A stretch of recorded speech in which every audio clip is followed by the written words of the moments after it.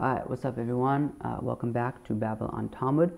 This is now already episode 3. We are studying Masechta Berachos, Daf Daled. Yeah man, without further ado, let's go. So if you're following on kind of these standard Gemaras, so then it's about 8 lines into the page. It says Rabbi Zera Amar. Okay, here we go. Rabbi Zera Amar, zugt Rabbi Zera. Moshe Olam Havayada, V'David Nami Havayada.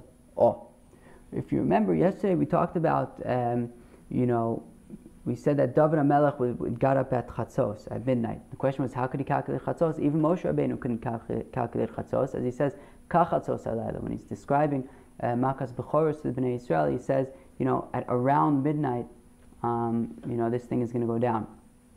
So we say, if Moshe Rabbeinu doesn't know how to calculate midnight, how could the assumption then would be that David HaMelech couldn't calculate midnight? And we said that he had some contraption that he devised to tell him when midnight was. But now Reb Zera actually says that actually Moshe knew how to eyeball midnight, David HaMelech knew how to eyeball midnight. So if that's the case, the Gemara asks,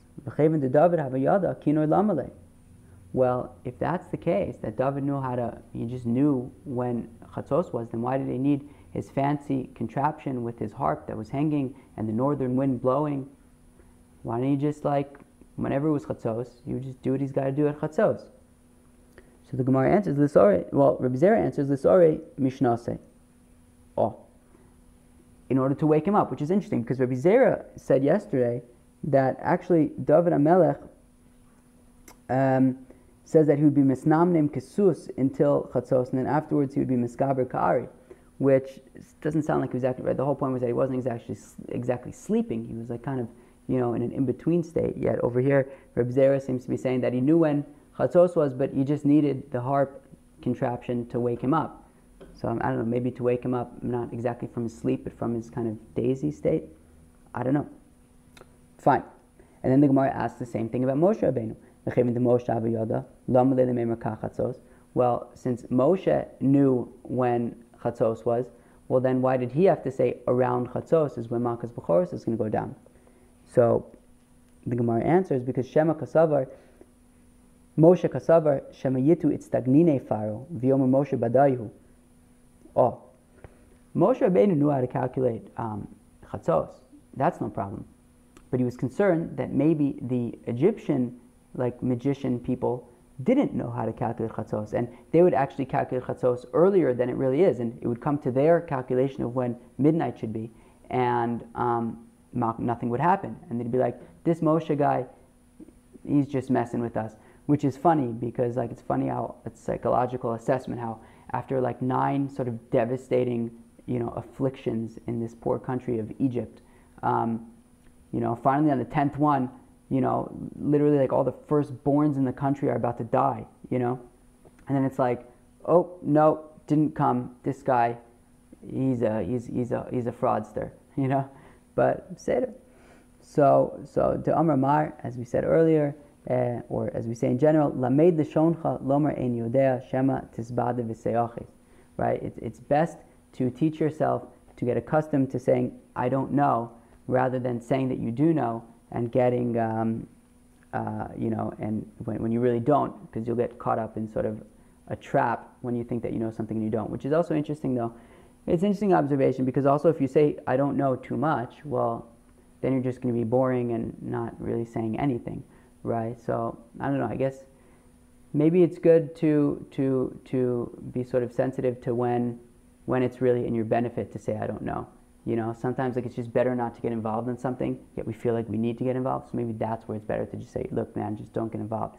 But in general, to kind of say your opinions, the things that you feel, so I imagine it's probably better to say them than to just keep quiet and say, I don't know.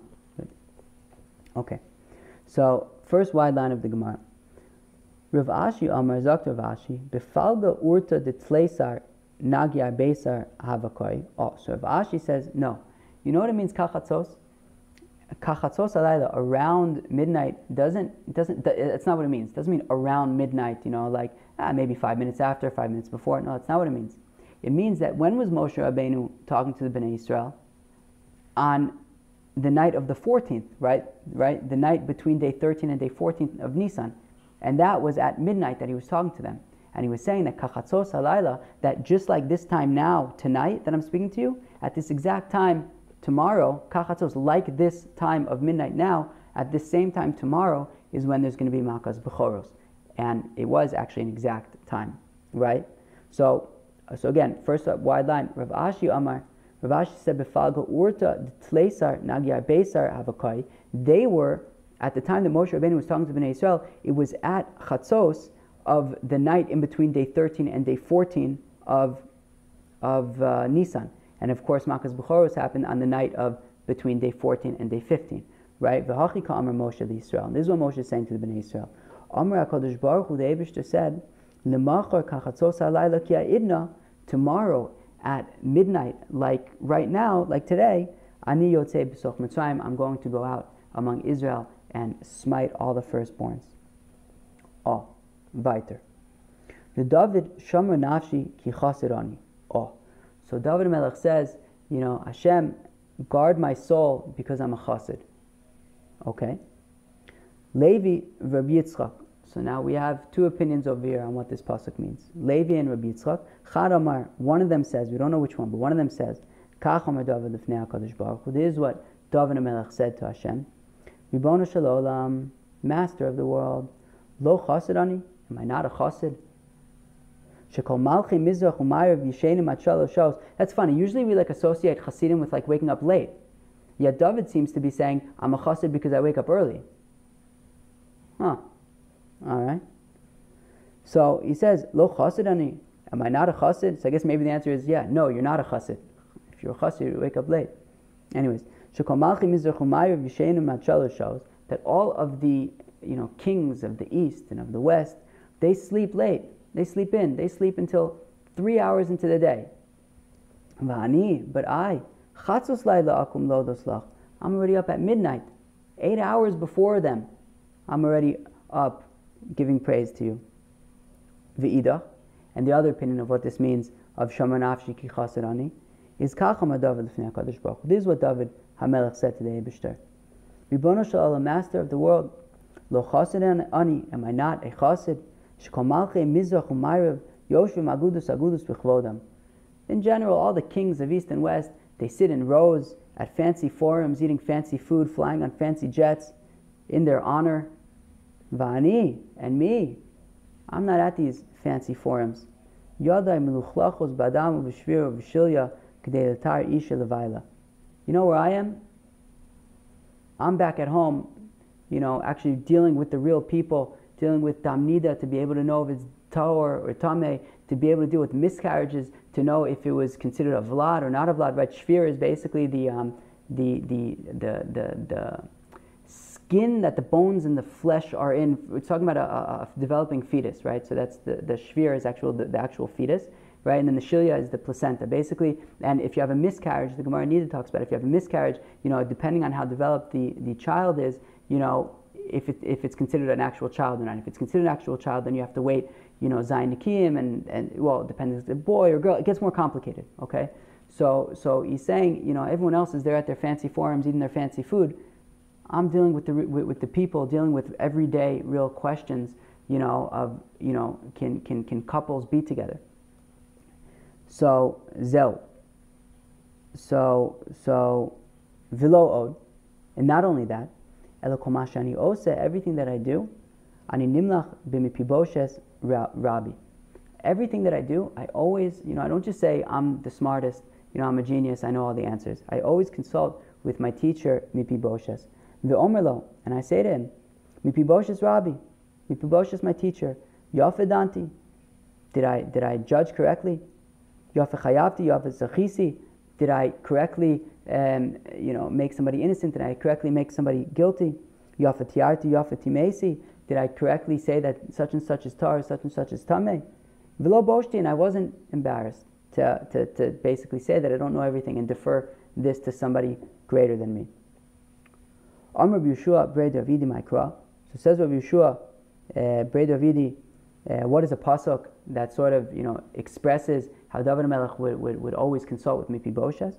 V'adaber v'edosecha neged melachim v'lo evosh. Oh, that I will speak your words Or maybe even talking about this whole sugya, right? How basically, all the kings did one way, but I do a different way, and then I also consult with, right? I think that this pasuk is probably summing up the whole thing, right? As it says, right?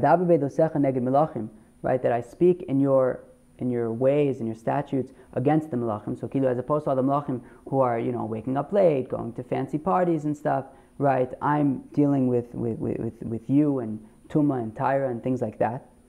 V'lo evosh, and I'm not embarrassed to ask everything from Mipiboshes. Okay. Tana, lo Mipiboshes shmo. Oh, so we learn in a brayso that his name actually isn't Mipiboshes. All right, what's his name then? Ela Ishboshes shmo. His name is Ishboshes. Okay. V'lo menika shmo Mipiboshes. Then why do we call him Mipiboshes if his name is Ishboshes? The answer is Shahi Mavayish Peni David Ba'alacha.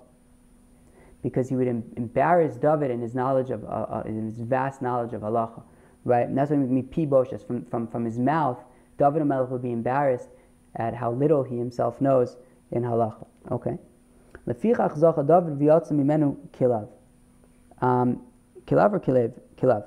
And therefore, because David, I guess, humbled himself in front of, what is actually lefichach b'zuchus David. And because David, in the zchus and the merit that he would, lower himself, humble himself to Mipiboshes and defer to Mipiboshes, he merited that Kilav should be of his offspring. Okay. And Rabbi Yochanan says that his child Kilav wasn't actually his name. Ela Daniel Shmo, his name was actually Daniel. Okay. Well, then why do we call him Kilav if his name is Daniel? The answer is that he was such a Talmud Chacham that he would even embarrass Mipiboshes in his knowledge of halacha. And upon Kilav, who Mistama was Shlomo's brother, because they were both children of David HaMelech, and about Kilav, Shlomo HaMelech said in Mishlei, Bini, my son, Im Chacham, obviously he's not talking about his son Kilav, because Kilav wasn't his son, but he's saying, Bini, my child in general, Im Chacham libecha, if your heart is wise, Yismach libi gam ani, I will also be happy. The Omer, and the pasuk also says, Chacham b'ni v'samach libi, right? If my son is wise, I will be happy. V'ashiva chor fidavar, and anybody who tries to sort of belittle me and I guess say that my son is a fool or something like that, I'll be able to prove that he isn't. Whereas if my son wasn't smart, I have to kind of try to save face. Okay. Now the Gemara asks, V'david mikari l'nafshei chassid? Did David HaMelech really call himself a chassid? V'aksiv, but the pasuk says, Lulei amanti l'ros b'tuv Hashem be'eretz chaim. If only I would merit to see in the good of God in the land of life. V'tana mishmei Rabbi Yossi, and it's taught in the name of Rabbi Yossi. Lama nakud al lulei. If you actually look in a chumash, so you'll see that around the words, I think above and below the word lulei, there are dots. So whenever there are dots on a word, it's basically saying to learn something out from it. So Amar David Lifnei HaKadosh Baruch Hu, David HaMelech said before God, Ribono Shel Olam, Master of the world, Muvtach ani b'cha, shata mishalim sachar tov l'tzadikim lasad lavo. Look, I believe that you give good reward to the tzadikim in the future. Aval eni yodea im yesh li chelek b'neihem im lav. But I really don't know if I have a portion in these tzaddikim who get good reward in the future. So one second. On the one hand, he's saying Shama nafshi ki chasid. On the one hand, he's saying guard my soul because I'm a chasid. On the other hand, he's saying that I'm not sure that I'm going to be able to go to Eretz Chaim like all the other tzaddikim. So the Gemara answers Shema Yigru Machet. He was concerned that maybe while at right now maybe he's a chasid, but he's concerned that maybe in the future he'll do something silly and mess that up, and he won't be able to lirod b'tuv Hashem be'eretz chaim. And therefore, he was praying that to be able to see the good of God in the land of life. K'du Rabbi Yaakov Bar Idi, and this inyan, this idea of maybe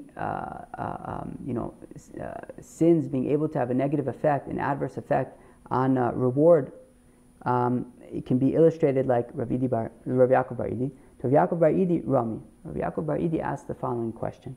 Ksiv, the pasuk says at the beginning of Parshas Vayetze, when Yaakov Avinu is leaving Eretz Yisrael and he's going to Charan, to meet Lavan and Leah and Rachel. The Eibishter says to Yaakov Avinu, V'hinei anochi imach, I am with you, u'shmaticha b'chol asher telech, and I'll guard you everywhere you go. U'chsiv vayira Yaakov ma'od, and it also says that Yaakov was very scared. Why should Yaakov be scared? The Eibishter himself told him, right, u'shmaticha b'chol asher telech, I'll guard you wherever you go. So Amar Shema Yigo Machet, Yaakov Avinu was concerned that maybe he did something to sin that would sort of invoke, that would revoke that guarantee of security. Kidditani, as we learn in the Brisa, Ad Yavor Amcha Hashem, Ad Yavor Am Zukanisa. Oh, right. It says, right, right,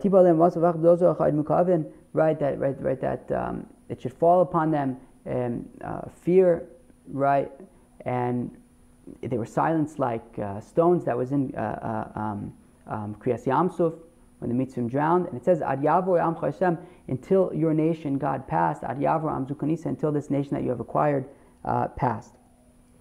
So the Gemara says, or the Brisa says, Ad Yavor Amcha Hashem, what does it mean until your nation, O God, passes? Zobi Rishona. That refers to the first time that the Yidden went into Eretz Yisrael. Ad Yavor Am Zukanisa, until this nation that you have acquired passes. Zobi Yashniya, that's the second time that the Yidden went to Eretz Yisrael, during the time of Ezra and Nehemiah.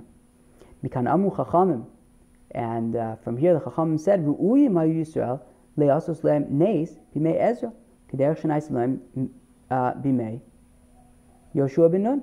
That really, right, we see the juxtaposition in the pasuk of the first time they went into Eretz Yisrael and the second time they went into Eretz Yisrael, that just like the first time they went into Eretz Yisrael was all this fanfare, Kriyas Yamsuf, and then, Yoshua and all the, victories that they had over there and the reputation that they had. It should have been the same way as when they went Bimei Ezra and Nehemiah. But Ela Shagara Machet, but rather because of all the sins that kind of happened in the interim, there was the destruction of the Beis HaMikdash after all. Because of all the sins that happened in the interim, that kind of messed that up. And what ended up happening, as we even saw in the first daf, Kilu, you have a few people who went back, and even then, those people, it even says in Ezra how intermarried they were. It was shtickle messy. Most of the Chevra remained over there in Bavel. And even the conditions in which they were building the second temple, it wasn't exactly the glory of Yoshua. It was they had to guard because people were trying to interfere with them while they were building the temple. They had to guard during the night, during the day. It was a whole thing because of sins that sort of revoked what should have been, which was a sort of glorious return to Tzion. Now we go weiter.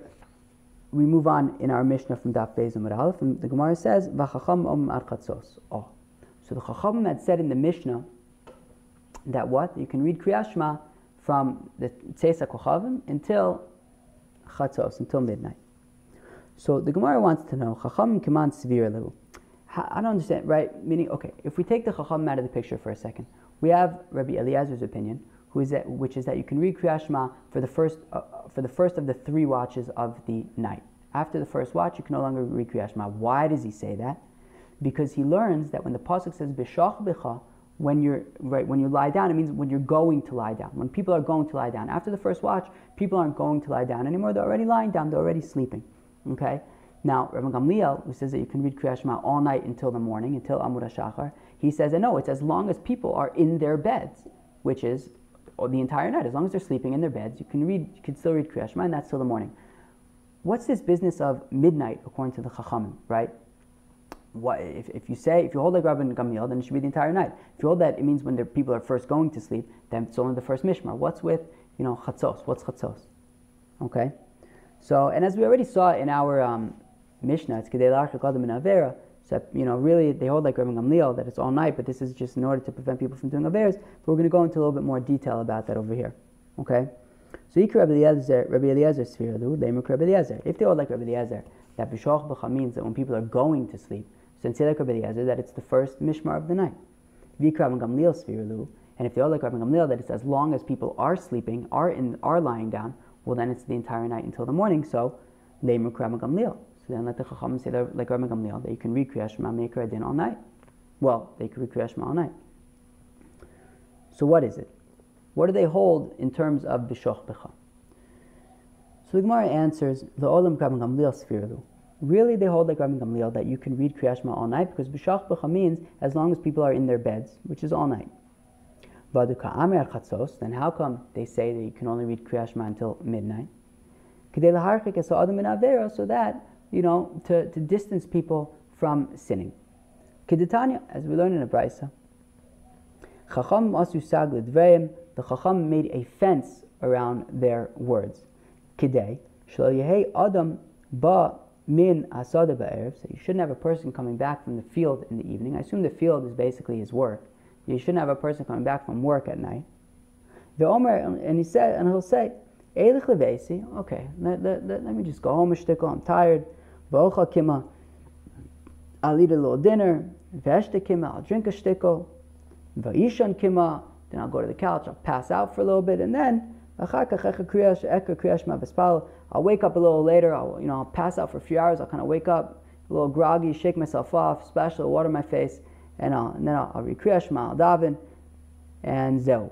But what happens? What ends up happening? He ends up being passed out on the couch all night. The next thing he knows, it's the morning, and he never said Kriyat Shema. Kriyat Shema is a mitzvah d'oraisa. So rather, what should you do? Rather, what the Chacham want to promote and encourage is that a person should come back from his job at night, nichnas leveis hakneses, and he shouldn't go home first. He should first go to shul. If you would normally, read psukim, if you would normally read chumash, maybe he's doing shnai mikra v'echad targum parshas shavua, so then you should read psukim. If you normally learn mishnayos, learn mishnayos. And then he'll read Kriyat Shema, he'll daven, and then afterwards he goes home, he eats dinner, benches, zeu. That's what the Chacham want to encourage. So therefore, in order to encourage that experience of making sure to get to shul right after work and daven Kriyat Shema, so they put this time limit, sort of pressure over there to say you better read Kriyat Shema by midnight, so that you'll say, wow, I really better just do this first thing after work and not say there's plenty of time and I'll say Kriyat Shema later. And very interestingly, it says that anybody who doesn't listen to the Chachamim is chayiv misa. Oof, pretty charif. Now this doesn't mean the death penalty like, hanging or stoning or anything like that. It means potentially misa b'dei shemaim, as Likutei Rashi kind of talks about, right? There are these other Rashis that talk about, haporetz geder yishchenu nachash. Somebody who doesn't listen to the Divrei Chacham will be bitten by a snake. All right. How come in general, whenever the Chacham make a gezerah, they don't say, and if you don't listen to us, you can be chayiv misa? How come over here they felt it? They have to say, if you don't listen to us, you're in big trouble, you're chayiv misa. So the Gemara says, one way to explain this is because, sleep is kind of a sensitive thing. Sleep can mamish just overtake you, you become unconscious, and you can pass out until the morning. So they really needed to prevent you getting overtaken by sleep. So they added the pressure by saying, and by the way, you're going to be chayiv misa if you don't listen to us. Okay, the other one is to preclude the opinion that says that Mariv is actually optional, right? By saying that you better after work go to shul and daven, and if you don't, you're chayiv misa, makes it pretty clear that davening Mariv is not an option, it is an obligation. And we're going to get to that later on in the fourth parak of the Masechta, about if Mariv is an obligation or if it's an optional prayer. Okay, very good. Now, some pretty cool practical stuff over here. Amar Mar, we just said, Kore Kriyat Shema u'mispal. No, what did it say? It says, what are you supposed to do when you're done with work? Because when you're done with work, you go home. No, it doesn't. No, the opposite. You don't go home. When you're done with work, you go to shul, learn a shtickle, and then it says what? Read Kriyat Shema, and after you read Kriyat Shema, you then daven Shmona Esrei. So those innocuous sounding words actually have implications. So Misayeh Rabbi Yochanan. So this actually supports the opinion of Rabbi Yochanan. Who is a person who merits to be a child of the world to come? Oh, this is somebody who's somech geula l'tefila at arvis. What does that mean, somech geula l'tefila? So geula is a reference to the bracha of Goal Yisrael, right? Right? Meaning, when it says you read Kriyas Shema and daven, it doesn't mean that you only say Shema Yisrael, Hashem Elokeinu, Hashem Echad and those paragraphs. It means you do the whole Kriyas Shema experience, which is the two brachos beforehand, Hamar Varavim and Oy V'Amo Yisrael. And then after Kriyas Shema, you say Goal Yisrael and Ashkivenu. So geula is a reference to the bracha of Goal Yisrael. So when we say that you read Kriyas Shema, Umispal means you read Kriyas Shema with the brachos, which means you're saying the bracha of Goal Yisrael followed by Shmona Esrei, which basically, from the fact that we're suggesting that after work he should go to the shul and read Kriyas Shema and then daven, it means that there's a mitzvah to juxtapose Goal Yisrael before Shmona Esrei at night as well, as opposed to 2 lines before it starts getting wide. Rabbi Yeshua ben Levi Omer Tfilos be'emtza tiknum. Whereas Rabbi Yeshua ben Levi says that actually, no, at night you don't first say Kriyas Shema with the brachos followed by Shmona Esrei. You actually say Shmona Esrei first, and only afterwards you say Kriyas Shema with the brachos, which means that, Goal Yisrael is actually only coming afterwards, after Shmona Esrei. And the way he says it, he says Tfilos be'emtza tiknum, that the tefillos are in the middle, sandwiched by the Goal Yisrael. What is it, by the geula? What does it mean? It means in the morning you say Kriyas Shema and you say Goal Yisrael, right, the geula. Then after, or even not necessarily geula, but Kriyas Shema, right? In the morning you say Kriyas Shema first, followed by Shmona Esrei, because everyone agrees that in the morning you're going to have Kriyas Shema first and then Shmona Esrei. But Rabbi Yeshua ben Levi differs in that at night you then say Shmona Esrei first and then Kriyas Shema afterwards, which means that the 2 Shmona Esreis of the day, right, by Shachris and by Mariv and I guess also the Shmona Esrei of Mincha as well. So then all of the Shmona Esreis of the day are in the middle, surrounded by Shema on either bookend. Okay? Fine.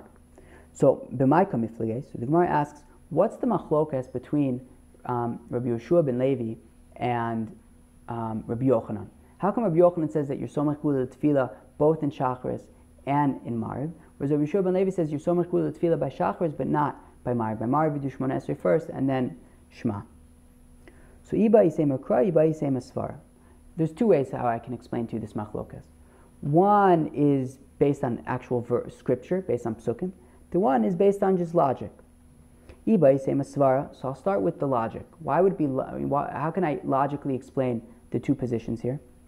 Rabbi Yochanan Tzavar, Gula Me'orta Na Mehave. Rabbi Yochanan says that the Geula, what's the Geula? When the Yidden left Mitzrayim. So even though they only actually physically left in the morning, right?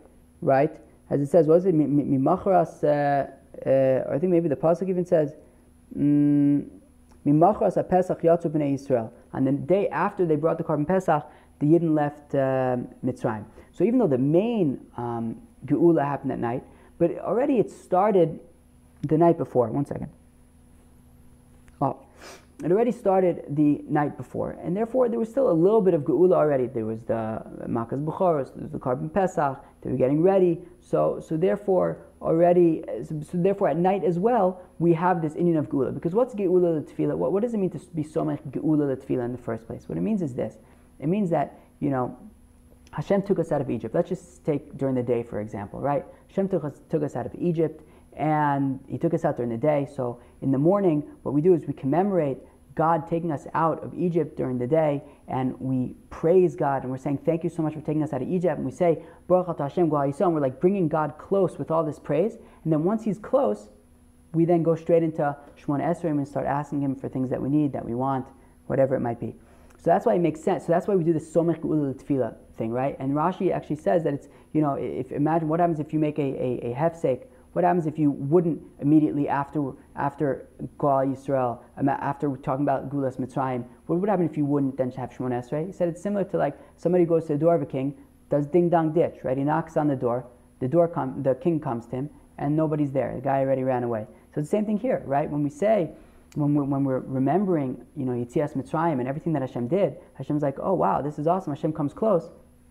that's the time then to start engaging Hashem and asking Him for things and doing the whole Shemona Esrei. But if you would do that and make a hefsek, or even theoretically, if you would, say Shemona Esrei first and then, Geula afterwards, you're bringing God close, and then just there's no continuation. So, but at the same time, it would only make sense to be mentioning Yetzias Mitzrayim if it was at a time that Yetzias Mitzrayim happened. So like during the day, everyone agrees that Yetzias Mitzrayim happened during the day. That's when they left. So therefore, of course, you're going to be so much Geula L'Tefillah during the day. But at night, according to Rabbi Shua ben Levi, the Geula didn't happen at night. And therefore, there's really nothing to be commemorating and praising God. I mean, it didn't happen at night. Rabbi Yochanan says, no, it started at night. It happened at night. And therefore, it does make sense to Geula be so much Geula L'Tefillah at night as well. Whereas, so therefore, first of the sort of wider lines, right? So Rabbi Yochanan said, "Geula me'or tanami have." The Geula also happened at night. El Geula ma'al yisrael lo havir ela ad safa. Sure, the main Geula, they only left Egypt during the day, but it already started at night. Rabbi Yeshua ben Levi savar kevin lo havir ela mitzafra lo havir Geula ma'al yisrael. Since look, Lamaisa, so Rabbi Yeshua ben Levi says, look, Lamaisa, they didn't leave Egypt until the morning, so whatever happened at night wasn't significant enough that we should have to be so much Geula L'Tefillah and praise God about the Yetzias Mitzrayim at night. If it didn't, that wasn't the real main time when it happened. V'ba Yisema, or where Rabbi Shua Savar Ozel. Okay, very good, and therefore he feels that I guess it's better to kind of I guess if there's no Indian of Smichas Geula L'Tefillah at night, so then you may as well, I guess, do Shemona Esrei first and have all the Shemona Esreis in the middle there together, and then have Shema after that. V'ba Yisema Kra, or you could say that both of them are arguing about how to understand the pasuk, right? U'shnei mikra echad darshu dichsiv b'shach b'chav kumecha. They're both, they're basically arguing about how to understand this pasuk. From where we learn the chiyuv of Kriya Shema, it says b'shach b'cha uv kumecha, when you go to lie down and when you wake up. Rabbi Yochanan savar ma'aka shchiva l'kima. Rabbi Yochanan says, look, we compare the Kriya Shema at night to the Kriya Shema during the day. Makima Kriya Shema v'achar kach tefillah. Just like in the morning, you read Kriya Shema first, and then immediately afterwards, you have Shemona Esrei. So af shchiva nami Kriya Shema v'achar kach tefillah. So also at night, you first have Kriya Shema, followed by Shemona Esrei. So we have Smichas Geula L'Tefillah both at night and during the day. For Rabbi Shua ben Levi Savar, whereas Rabbi Shua ben Levi holds Ma'aka Shchiva L'Kima. He says, look, I also compare the Kriya Shema of when I'm lying down to the Kriya Shema of when I get up. Makima Kriya Shema Samuch L'Mitaso, just like in the morning, I wake up, I say Kriya Shema, and then I have Shemona Esrei, i.e. the Kriya Shema, between Kriya Shema and Shemona Esrei, Kriya Shema is the one that's closer to when he's in bed. So Avshchiva Nami, also when I go to sleep, Kriya Shema Samuch Mitaso, between Shemona Esrei and Kriya Shema should be closer to when I'm in bed, right? So therefore I would say Shemona Esrei first, and then do Kriya Shema, and then go to bed, so that Kriya Shema is closer to when I'm in bed. Masiv Mar Brei Ravina. Now, Mar Brei Ravina asks Akasha on Rabbi Yoshua, asks Akasha on Rabbi Yochanan, who says that at night we're so much Geula L'Tefillah. And he says, we have a Mishnah on Daf Yud Aleph, and that Mishnah says, Ba'erev mevarich shtayim l'fanei v'shtayim la'acharei. That at night, that by Kriya Shema at night, there are two brachas beforehand and two brachas afterwards. What are the two brachas afterwards? First, the bracha of Klal Yisrael, followed by the bracha of Hashkivenu, and only then do we read Kriya Shema. Now, the Amart by Lismoch, and if Rabbi Yochanan, there's a chiyuv to be somech Geula L'Tefillah at night, well, it's impossible. Lo kasamech Geula L'Tefillah. He's not going to be somech Geula L'Tefillah, even if you say Shema before Shemona Esrei. Why? Because you're going to be saying Hashkivenu after Klal Yisrael. So it's not, in the morning I get it. We say Baruch Atah Hashem Klal Yisrael, and we go immediately into Shemona Esrei. But at night, you're saying Klal Yisrael, and then you're saying, wait a minute, and you're saying Hashkivenu, and then you're saying Shemona Esrei. So, Rabbi Yochanan, even if you say that you have to be Somech Geula L'Tefillah at night, the Maaseh, you're not going to be Somech Geula L'Tefillah at night, because after you say Klal Yisrael, you're then saying Hashkivenu. So Amrei, so they say, Kevin de Takinu Rabbanon Hashkivenu Kigula Arichta Damya. So they said that no. Since the Rabbanan said, say Hashkivenu, so it's treated like an extension of the Geula, of Goal Yisrael. And therefore, when you say Goal Yisrael, and then you say Hashkivenu, and then you say Shmona Esrei, it's Ki'ilu like, you did go straight from Goal Yisrael into Shmona Esrei. And they prove it. The Ilote Malchi, because if you don't say like this, well then, Shachris, Heichi, Matzi, Samech. Well then, even in Shachris, how are you going to be Somech Gula L'Tfila? V'Amar Rabbi Yochanan, didn't Rabbi Yochanan say, Batchila Omer, Hashem Sfasai Tiftach, Ulevasofu Omer, Yuliratzon Imrefi? Doesn't Rabbi Yochanan say that by Shmona Esrei in the morning, before you start, you say, Hashem Sfasai Tiftach, Ufiyageti Lesecha? So even there, you're going to say, Baruch Atah Hashem, Goal Yisrael, and then before starting Shmona Esrei, you're going to say, wait a second, Hashem Sfasai Tiftach, Ufiyageti Lesecha. So even there, you're not going to be Somech Gula L'Tfila. Elamai, Elohasam, Kevin the Takinu Rabbanon, Lemeimar, Hashem Sfasai Tiftach, Kitfila Arichta Damya. No, rather, just like over there, since the Chachamim said that by Shmona Esrei, you start with Hashem Sfasai Tiftach Ufiyageti Lesecha, it's considered like part of the Tefillah. And therefore when you say, Baruch Atah Hashem Goal Yisrael, and then you say, Hashem Sfasai Tiftach Ufiyageti Lesecha, that is already juxtaposing Goal Yisrael with the beginning of Shmona Esrei. So Hachanam here also came the Takinu Rabbanon Lemeimar Hashkivenu Kegula Arichta Damya. So here also, since the Chachamim said to say Hashkivenu, it's Ki'ilu considered like an extension of Goal Yisrael, and it's considered like one long Goal Yisrael followed by Shmona Esrei, and you are Somech Geula L'Tfila. Fine. Now, Amar Belazar, Amar Rabbi Avina. So now the Gilyon over here changes this to Amar Belazar Bar Avina, and this is significant because soon we're going to have another statement of Amar Belazar Bar Avina, and the Gilyon says that both of them are connected. So let's see. Amar Belazar Bar Avina says, Belazar Bar Avina, Kol Omer Tila LeDavid B'chol Yom Shalosh Paimim Muftach Lo Shubenu Olam Haba. So maybe you've heard this before, right? So it's a second instance on our page of something you can do to merit to be a child of the world to come. And this one is that if you say Tila David, what's Tila David? That's Ashrei, right? Tila David, Amimchal Hashem, Ashrei Shvevsecha, Luchasel Hashem, Kachal Hashem, Tila David, Amimchal Hashem Melch, right? With that Mizmor of Tilim, which I believe is Tilim 145. So if you say Ashrei 3 times a day, you are guaranteed to be a child of the world to come.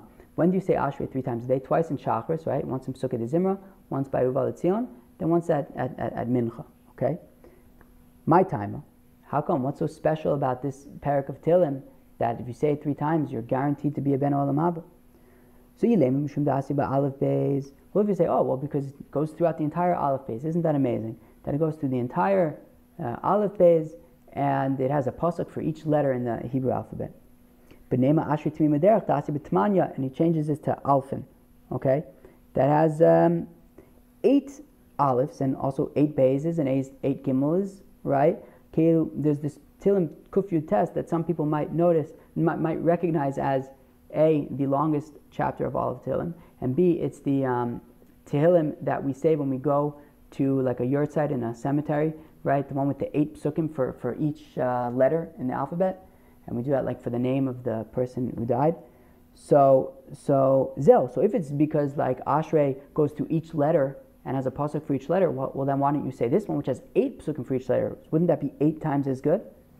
No, because Ashrei has the pasuk, this very special pasuk of Posech Chesedecha umasbeh lecho charitzon. Open up your hand and satiate to everybody what they want. Well then name a Halal Agadol. Why don't you just say Halal Agadol? Halal Agadol is what you might recognize from Psukei Zimra and Shabbos, right? Hodul Hashem kitov kilom chazdo, Hodul Adonai Adonim kilom chazdo, all the kilom chazdos. So why don't you say that capital of Tilim, the Chsivbei, that it says in it, Nosin lechem l'chobasar, that it says that he gives bread to all flesh, right? To all people. I guess that's at least one way to understand it. So if the idea is because we want a capital of Tilim that says, how the Eibishter gives food to everybody who needs it, so why specifically Ashrei over Halal Agadol? So Elam Shum Dis Beitarte. Where it says no, because it has both. Ashrei is special because it has Posech Zedecha Masbi Lecho Charitzon, and it also has every single pasuk for every single letter in the Hebrew alphabet, in the Aleph base. Okay. Rabbi Yochanan, said Rabbi Yochanan, "Pnei ma lo nemar nun ba'ashrei." Oh, this is also like, I think it's a famous thing. I remember hearing it as a child. How come the letter nun is not accounted for in ashrei, right? It goes straight from malchus l'malchus l'olam shatel b'chol davar, which is mem, straight to somech Hashem l'chol anofim l'zogah v'chol kfufim. We skip nun. So Rabbi Yochanan says, how come we don't have nun in ashrei? So he says, "Mipnei sheyesh ba mapalos and shel sonei Yisrael," because nun sort of invokes, sort of connotes nefila. Nun is nefila, the downfall of, as we say, the enemies of Israel. It's really a euphemism. When the Gemara says the enemies of Israel, it's a euphemism for the Yidden, for Israel. We just don't want to say the downfall of Israel, so we sort of say it as a euphemism, the downfall of the enemies of Israel. So because Nun sort of has a connotation of downfall of the Am Yisrael, so we just leave it out. Dichsev, as the pasuk says, Nafla lo sosif kum b'sulas Yisrael. That it says in the pasuk that I think it's when the 10 tribes of Yisrael were exiled from Eretz Yisrael. It says that they have fallen and they will not continue to get up. Now, b'ma'arava metartzi lahachi. Now, in Eretz Yisrael, they're always more geuladik. They're always, a little bit more poetic, a little bit more. I think we see it today as well. So, metartzi lahachi, they would answer the pasuk like this: Naflav lo sosif linpo. No, you've fallen, but that's it. The worst is behind you. You will not continue to fall. Od kum b'sulas Yisrael, right? You will once again rise up. Oh, very good. Amr of Nachum by Yitzchak. So Nachum by Yitzchak said, "Afilu achi chaza David v'samcham b'ruach hakodesh." Even though officially there's no letter nun in Ashrei, but David HaMelech stupid in there in ruach hakodesh shenemar somech Hashem l'chol anoflim. In the pasuk of somech Hashem, it says l'chol anoflim, representing the nun. So even there, even though it doesn't have its own pasuk, it has its own allusion there in the pasuk for Samech of Somech Hashem l'chol anoflim. Okay, so now this is what I was referring to a few lines ago about Rabbi Elazar bar Avina. So it says over here, Amar Rabbi Elazar bar Avina. So the Gilion over there said you can actually add a vav here to make it an additional statement of Rabbi Elazar bar Avina, because often when you have these like sort of more esoteric sort of amoraim, so if they say one thing which is sort of relevant in context, they might end up saying other things that may not be so relevant in context, might be a little random, but once already we're saying one statement from that Amora, we'll hop around and say another statement. So what's this statement? V'amar Rabbi Elazar bar Avina. Rabbi Elazar bar Avina also said, Gadol ma shenemar b'Michael Yosef ma shenemar b'Gavriel. It's greater that which is said by the angel Michael than what it says by the angel Gavriel. Dil b'Michael ksiv vayauf elai echad min asrafim. That by Michael it says that one of the Srafim flew over to me. Now it only says he flew once. Also it doesn't say Michael in that pasuk. The Gemara is going to ask, how do we know that this is a reference to Michael? But it says, Vayof elai echad min asrafim. That one of the Srafim, one of these angels, flew over to me in sort of, I guess, like one flap of his wings, so to speak, I guess. Vilu gabi Gavriel ksiv, but it says by Gavriel, Va'ish Gavriel, asher isi b'chazon batchila, it says by the pasuk in Daniel, it says, and the man Gavriel, who I had initially seen in my vision, muaf biaf v'gomer. He flew over to me, but by him it says that 2 lashonos of flying over. So we see that whereas Michael was able to fly over in one sort of flying, Gavriel had to fly, putting twice as much effort in order to get there. So that means that Michael must be greater. Okay? My mashma dahai echad Michaelu. How do we know that that first pasuk, Vayof elei echad min asrafim, doesn't say Michael anywhere? The pasuk in Daniel says Gavriel. This pasuk doesn't necessarily say Michael. So Amar Rabbi Yochanan says, Rabbi Yochanan asya echad echad. Says, look, we can learn it out from the fact that it says the word echad in this pasuk, and it says echad in another pasuk by Michael. Ksivhacha vayof elai echad min asrafim. So over here that one of the Srafim flew over me. Uksivhasam v'hinei Michael achar asar marishonim bala ozreini. And behold, Michael, one of the sort of primary officers of God, came to help me. So we see that a reference to achad in the context of angels is a reference to Michael. Oh. Tana, we learn in a Braisa, Michael ba'achas. Michael is able to fly from where he is to where he wants to go, I guess, in one flight. Gavriel b'shtayim, I guess Gavriel needs like a layover somewhere. Eliyahu ba'arba, whereas Eliyahu needs 4 sort of efforts. Malach hamavis b'shmona. Malach hamavis, to get where he needs to go, he's got to fly 8 times. Uv'shasamagefa ba'achas, but if it's sort of a time of a calamity, then he's got a lot of people to kill, so he can get to where he needs to go just in one flying. Okay, let's go a shtickle weiter, and then we'll call it. We'll get to the top of the next page. Amar B'Yeshua ben Levi, zugt B'Yeshua ben Levi, afal pisha kara adam kriyash ma b'veis hakneses mitzvah lekrosa al mitaso. Oh, so up until now, we've been talking about the chiyuv of kriyash ma at night, right? That at night you have to read kriyash ma. Now B'Yeshua ben Levi says that even though we've been talking about this kriyash ma at night, there's an additional chiyuv, there's an additional thing to read kriyash ma, what's called kriyash ma lamita. Many of you may have heard of it. That you read kriyash ma when you go to sleep. When you go to sleep at night, you say Shema Yisrael Hashem Elokeinu Hashem Echad. Zeu. So how do we know this? So Amar Rabbi Yossi, although the Gillian says that maybe it's Rabbi Asi or Rabbi Yosef, I don't know.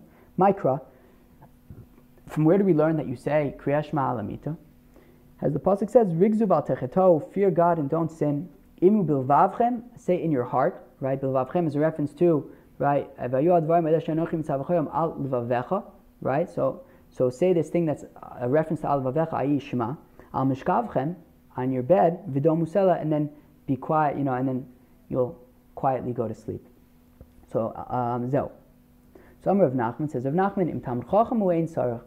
If he's a Talmud Chacham, then he doesn't have to read Kriyash Ma, because I guess Kriyash Ma is all about, v'shinantam levanecha v'dibarta b'am, and all these things. And if he's a Talmud Chacham, he's already thinking about, Torah all the time, so he doesn't necessarily need to, have this final Torah study thing right before he goes to sleep. Amar Abaye, af Talmud Chacham mibai le'lemeimar chad psuka derachmei.